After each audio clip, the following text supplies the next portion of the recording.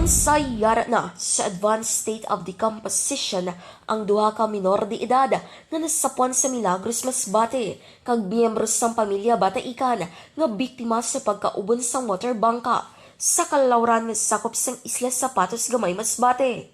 Una nga nakita sadtong Setyembre 11 ang 6 ka tuig nga lalaki nga si Marlon Pablo nga nagapataw-utaw sa kalawran sang amo nga lugar. Samtang kahapon sang aga nakita sa kilid sang baybayon ang bangkay sang 9 ka tuig nga si Romeo Bataican Jr. Mahibaloan nga nakaluwas sa trahedya ang iya mga himata nga sanday Romeo Bataican Sr., Roda Moncillo, Romelin Bataican, kag Roldan Bataican.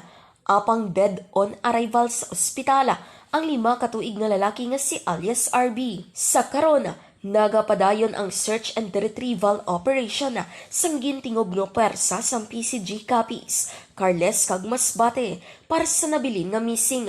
Matandaan nga halin sa nasambit nga isla ang maghimata kag padulong kontani sa Carles sadtong Setyembre 7 para kontani mag-evacuate bangod sa epekto nga dala sang bagyong Jolina. Balita nagikan sa probinsya sang Capiz. Ini si kabanderang Erica Marie Bores, nagabandera sa matod ng serbisyo publiko kag kalingawan sa Western Visayas. Radyo Bandera.